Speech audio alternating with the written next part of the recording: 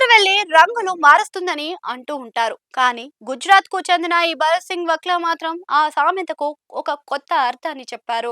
2 రోజుల్లోనే 3 ప్రధాన జాతీయ పార్టీల కండువాలు మార్చేసి మూడింటి నుంచి నామినేషన్‌లు వేయడం అంటే అది మామూలు విషయం కాదు.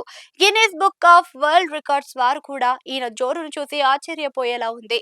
రాజకీయాల్లో సిద్ధాంతాలు, నిబంధత అనే పదాలకు కాలం చెల్లిపోయింది అని గుజరాత్‌లోని దాహోద్ జిల్లాకు చెందిన భరత్ సింగ్ వక్లా నిరూపిస్తున్నారు. స్థానిక సంస్థల ఎన్నికల వేళ ఈయన చేసిన విన్యాసం దేశవ్యాప్తంగా సోషల్ మీడియాలో వైరల్ అవుతుంది. బీజేపీ, కాంగ్రెస్, ఆమ్ ఆద్మీ పార్టీ ఇలా దేనిని వదలకుండా మూడింటి నుంచి నామినేషన్లు వేసి అరుదైన హ్యాట్రిక్ ను కొట్టారు.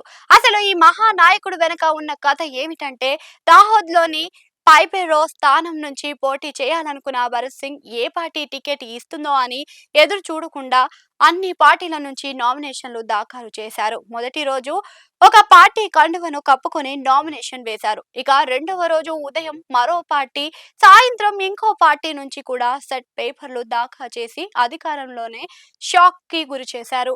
నామినేషన్ల ఉపసంహరణకు గడువు ముగియనుండడంతో ఆయన అసలు ఏ పార్టీ గుర్తు మీద బరిలో దిగారు, ఏ పార్టీ నుంచి బీ ఫామ్ తెస్తున్నారు అన్నది నియోజకవర్గ ప్రజలకు ఇప్పుడు సస్పెన్స్ థ్రిల్లర్ సినిమాగా చూసినట్లు అనిపిస్తుంది. భరత్ సింగ్ రాజకీయ చరిత్రను చూస్తే ఆయనకు పార్టీలు మారడం కొత్తేమీ కాదు అని అర్థమవుతుంది.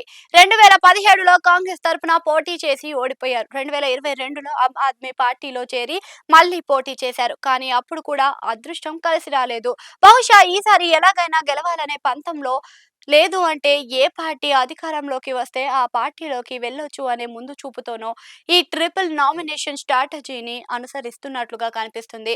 ఈయన వ్యవహారం చూసి నెటిజన్లు రకరకాలుగా స్పందిస్తున్నారు. ఊసరవెల్లి కూడా ఈయన దగ్గర ట్యూషన్ తీసుకోవాలి అని కొందరు కామెంట్లు పెడుతున్నారు. నాయకత్వ లక్షణం అంటే ఇవే.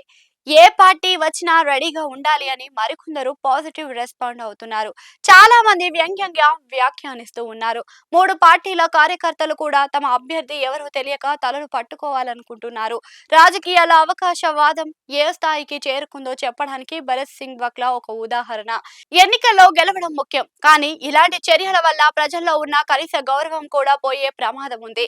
ఏది ఏమైనా ఎల్లుండి సాయంత్రానికి భరత్ సింగ్ ఏ రంగు కండువాతో ప్రచారం మొదలు పెడతారో చూడాలి.